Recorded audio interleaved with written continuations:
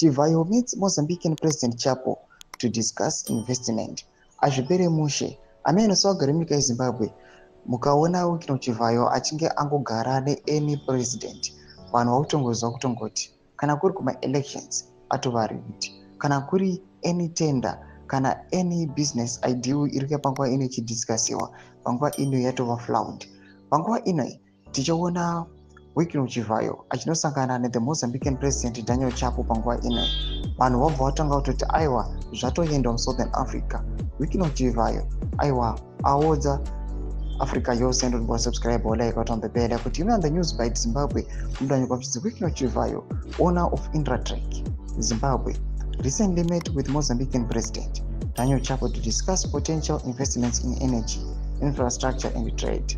This meeting follows similar discussions Chivayo is held with the leaders in Malawi, Kenya and Tanzania as he seeks to expand his business interests across the continent.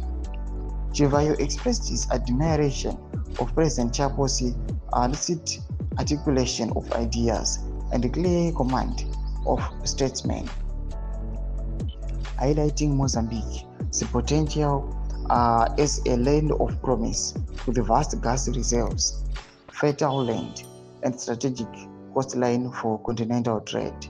He noted that President Chapo's leadership has instilled renewed hope in the country, reassuring both investors and citizens. Ndo masviko ari kubuda panguva ino uchioneka kunzi Wycliffe Chivayo influence yake is growing panguva ino nevision yake aiwa iya ye2030 kuti arikuda kuva a billionaire.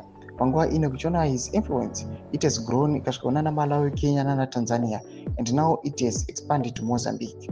Comment section medu mbotudza mafunguro enyu mati kudi pamusoro pechitiko ichi. Musanga subscribe like, turn on the bell icon.